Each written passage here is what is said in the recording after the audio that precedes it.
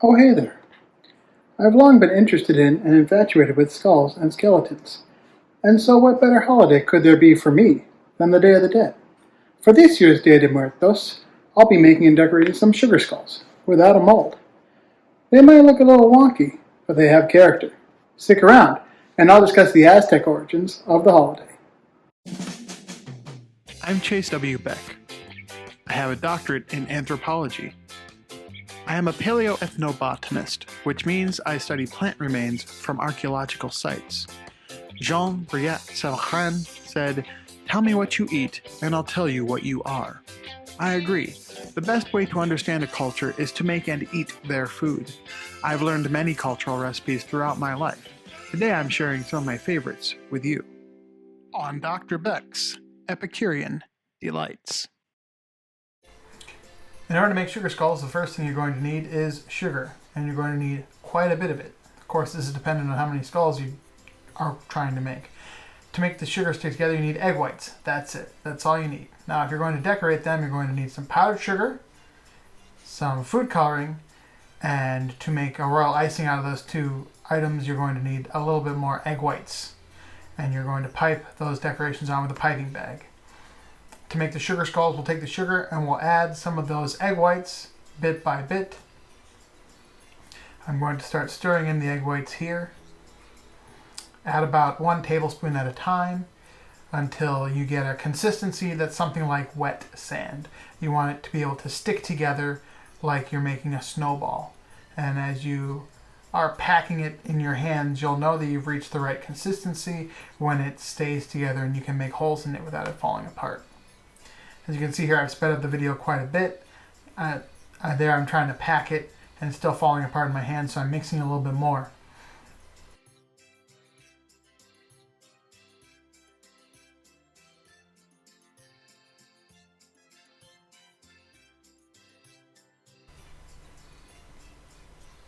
I'm almost there, but it is still a little bit dry. As you can see, it's not holding a shape. So I'm going to add a little bit more egg whites, but before I do that, let's have a little bit of history about the Aztec. Day of the Dead as a celebration derives from the Spanish colonization of the Aztec. The Aztec culture dominated much of what is modern-day Mexico from 1300 to 1521 AD. These guys were big on skeletons and skulls, even adorning their main temple, Templo Mayor, with hundreds of skulls carved from local stone, as well as the very real skulls of sacrificial victims. That's right, these guys practiced human sacrifice. One popular method of ritual sacrifice was by beheading. Now, before you start judging the Aztec too harshly, human sacrifice in Mesoamerica predates the Aztec by thousands of years.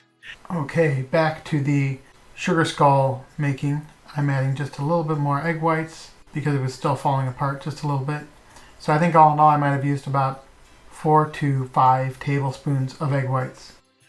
When they weren't extracting the hearts of their victims, dismembering them, casting them into fires, or forcing them to fight to the death, the Aztec were big on beheadings. We don't know how many victims, usually war captives and slaves, were sacrificed in total. Estimates range from approximately 20,000 individuals a year to 80,400 over the course of only 3 days. In light of the massive numbers of ritual sacrifices, is it any wonder that Lope Blanche, a Mexican scholar, saw ancient Aztecs as a people for whom death and life were not so separate, so clearly differentiated, counterpoised, as for Western man.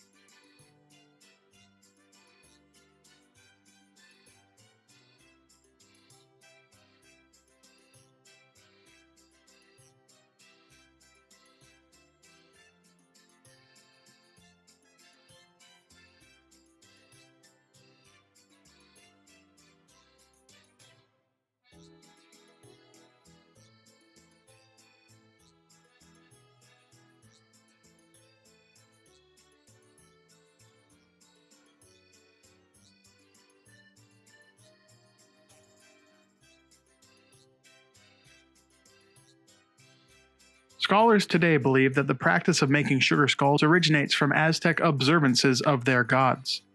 Bernardino de Sahagún, a Franciscan friar among the conquered Aztec, observed the Aztec fashioning representations of the bodies of their gods out of amaranth seed dough. Once baked, the chest would be split open, the heart extracted and reserved for Montezuma, the ruler of the Aztec, while the rest of the doughy body would be split up and eaten by those youth present.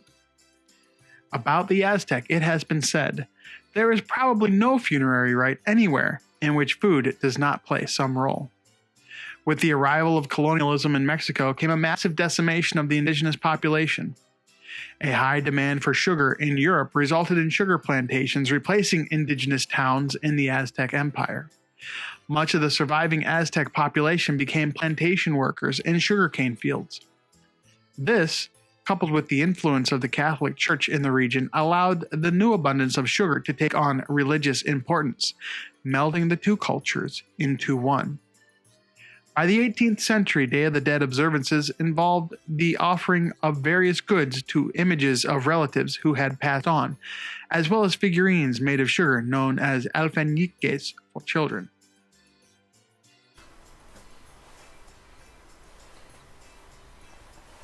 So I'm finishing up my last skull here, and now you'll be able to see a close-up of me forming a single sugar skull. I found that the larger you make the sugar skull, the easier it is to decorate it. You have more space on the skull itself for decorations to go, and they won't become overly crowded. Also, it makes it so you don't have to make all the fine details super tiny. So what you do when you're forming the skull is you take a fistful of sugar and you compress it down as tightly as possible. You just imagine you're forming a snowball and then trying to squeeze any water out of the snowball, trying to make it drip water. That's how you make a good sugar skull. And then also try to remove any pointed areas, try to make it as round as possible. And then once you have it round like that, you can begin to place the eyes and the nose, and then form the parts of the skull, the shape of the skull itself. You can add a brow furrow and maybe some cheekbones in there just to give it a more skull-like appearance.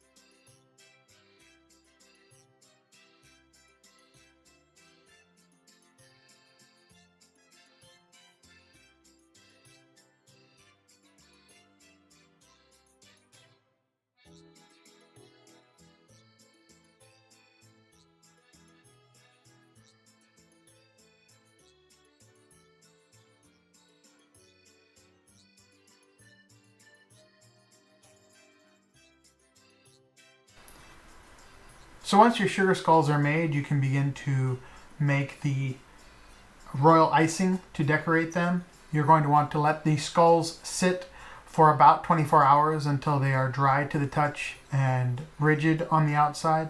This will make it easier to decorate them.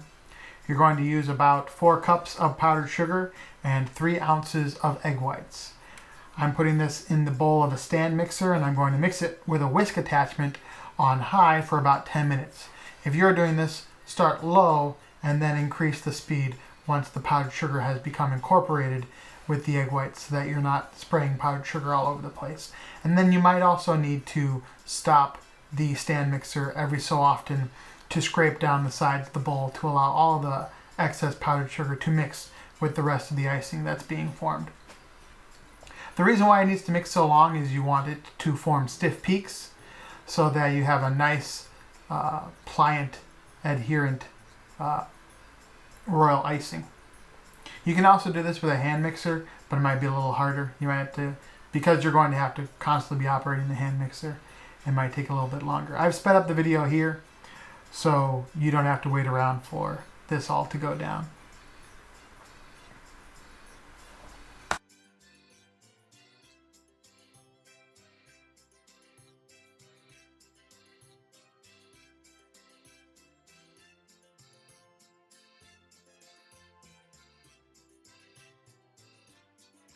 As you can see, the royal icing is now complete, and I've divided it into 4 bowls, 4 cups, in order to dye it.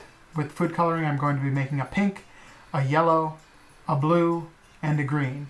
And then I'll use a little bit more royal icing to make a purple and a black. So all in all, I'm dividing this royal icing into 6 colors, and I had plenty for the sugar skulls that I made. Once I have the royal icing dyed to my preferred colors, I'm putting them into the piping bags so I can pipe them out onto the sugar skulls. I have just about everything made. I'm working on the purple now, which is a combination of the blue food coloring and the red food coloring. And then to make the black as possible, I have black food coloring and some cocoa powder. The cocoa powder will help darken up the white royal icing. If it gets too dry due to adding too much cocoa powder, I might have put in about a tablespoon or so. You can add some water. I ended up having to add maybe a teaspoon of water to this mixture in order to get it thin enough that I could actually use it in a piping bag. But I did get a nice dark black color out of it. So now that that's made, I'll put it here in the last piping bag and we're ready to begin. Here you can see me decorating the sugar skull with the royal icing. Just take your time. So treat this as a fun experience that you can share with other people. This is sort of an elaborate recipe. It takes a lot of work, so it's good to have friends or family around to help you out. I've sped up the video again. I'm trying to copy the skull that I have on the table, the decorations thereon. And I think I did a pretty good job.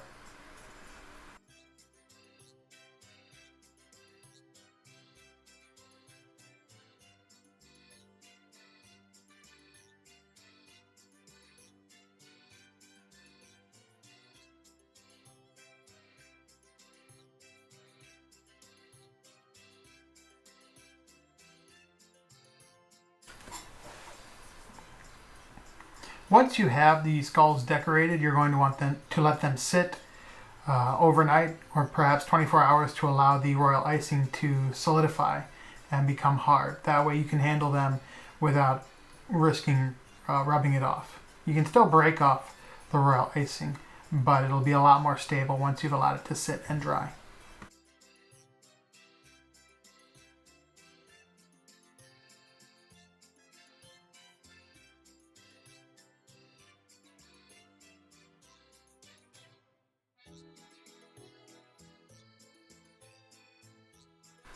And now I'll treat you to a close-up of me attempting to pipe designs onto one of my sugar skulls. So you can see kind of how I went about it. Just pick a color and start going. And just like that, in only 3 days, you can have your very own calaveras alpeniques. Let's give them a try, shall we? Well, in all honesty, while these can be eaten, they are essentially 90% sugar. Even the frosting has a lot of sugar in it. The very small amount of egg whites is not going to add much flavor. I think these guys might be better off just being enjoyed as beautiful works of art. Now I know that they might be a little daunting to you. You're doubting your talents in decoration. Just look at mine. They're far from perfect. It's the experience that I think really makes it worth attempting. And who knows? Maybe as you decorate more and more of these every year, you'll get better. And those decorating skills aren't just good for sugar skulls, are they? Well, that's it for this episode. I'll catch you next time on Dr. Beck's Epicurean Delights.